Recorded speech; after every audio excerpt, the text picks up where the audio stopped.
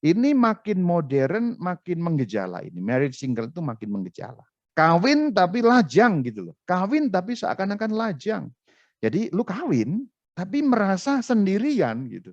Dan orang yang kawin belum tentu tidak merasakan kesepian. Ada banyak orang yang di dalam hidup perkawinan hidupnya berdua, bertiga dengan anak berempat, tapi lonely, lonely, lonely.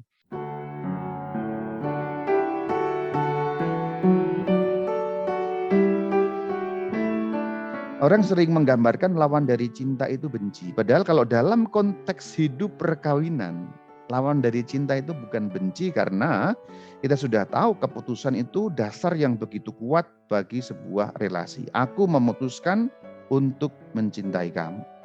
Maka kalau kita memutuskan untuk mencinta itu membuat kita berkuasa.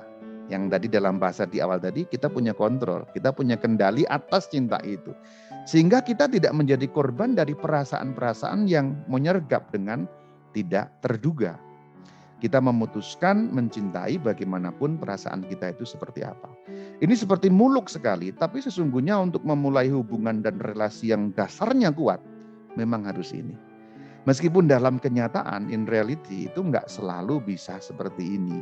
Karena orang masuk dalam relasi, motifnya memang banyak sekali. Motif-motifnya, ya tentu kita ngomong sekarang yang ideal secara iman gitu ya.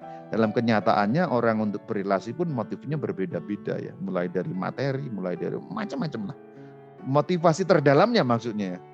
Bahwa kemudian motivasi itu bisa dimurnikan, itu bisa. Seperti panggilan seorang presbiter ya. Dulu senangnya cuma senang minum anggur.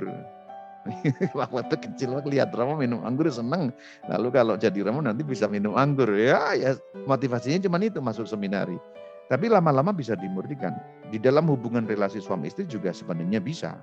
Tapi apakah punya waktu untuk memurnikan motivasi? Belum tentu karena begitu menikah kemudian sibuk Anda dengan berbagai macam urusan perkawinan, urusan rumah, beli beras, token listrik, ngepel, apa, sabun, beli belanja bulanan, beli beras, beli itu. Belum nanti kalau anak lahir, kemudian beli popok, beli susu, kemudian menyusui, kemudian segala abrek-abrek. Belum tentu punya waktu ya. Lawan dari cinta dalam konteks hidup perkawinan bukan benci, melainkan tidak peduli. Dan ketidakpedulian itu kan muncul dalam bahasa Inggris ya. Kalau istilah atau idiomnya kan I don't care ya. Aku tidak lagi ya care ya. Care berarti apa? Perhatian ya. Aku nggak lagi punya perhatian ke situ. Masa bodoh, cuek, apapun istilahnya ya. Ketidakpedulian sesungguhnya itu lawan dari cinta dalam konteks hubungan perkawinan. Maka kalau Alkitab itu membahas mengenai ketidakpedulian, kan begitu ya. Yesaya 49 ayat 15. Dapatkah seorang perempuan melupakan bayinya sehingga ia tidak menyayangi anak dari kandungannya? Melupakan. Jadi melupakan itu dihubungkan dengan menyayangi. Melupakan berarti tidak lagi memperhatikan, tidak peduli. Sayang dan tidak peduli, itu yang bertentangan sebenarnya.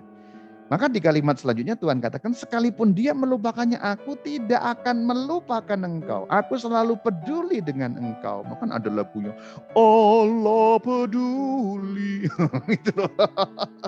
Peduli itu cinta gitu. Kalau kamu peduli, kamu ada cintanya. Kalau kamu tidak lagi mau memutuskan mencintai, kamu tidak akan peduli. I don't care gitu. Ungkapan-ungkapan Alkitab menunjukkan itu. Aku tidak akan melupakan engkau. Aku tidak akan tidak peduli, maksudnya begitu.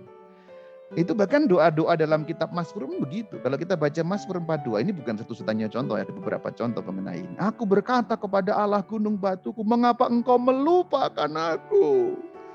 Ini kan sebenarnya mengapa engkau tidak peduli kepadaku?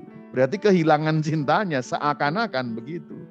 Ini rintihan orang yang berada di bawah impitan musuh kan maksudnya begitu. Jadi itu bahasa-bahasa Alkitab juga seperti itu. Melupakan, tidak peduli. Ini lawan dari mencintai. Sayang dilawankan dengan melupakan.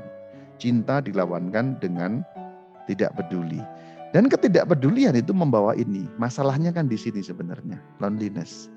Dan kita tahu Santa Teresa dari Kolkata mengatakan bencana paling besar atau tragedi paling besar umat manusia itu adalah loneliness. Kesendirian, kesepian yang menyayat hati. Dan kesepian tidak selalu dialami oleh orang yang sendiri. Sepi bukan berarti orang yang misalnya suster, Rama kok nyebut suster nggak nyebut presbiter.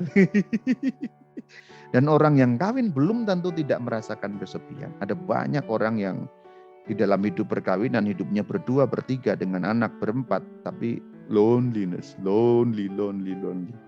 Terutama di dalam istilahnya, kalau hidup perkawinan yang membuat kesepian itu married single. Kawin tapi lajang gitu loh. Kawin tapi seakan-akan lajang. Ini makin modern, makin menggejala ini. Married single itu makin menggejala. Jadi lu kawin, tapi merasa sendirian gitu. Karena apa? Karena masing-masing bekerja menurut alurnya masing-masing seperti sebelum menikah. Lalu ketika menikah hanya sekedar seperti memformalkan hubungan sehingga kamu kumpul satu rumah tidak disebut kumpul kebo gitu. Hanya seakan-akan seperti itu gitu.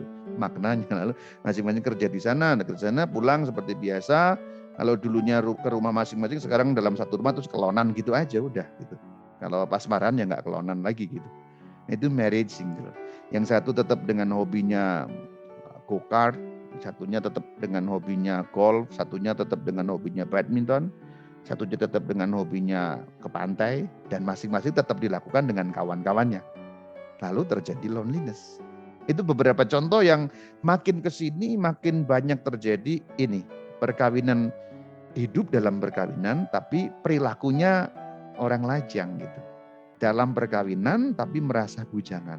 Mengaku bujangan, ternyata cucunya segudang. Ini problem serius zaman sekarang, married single ini.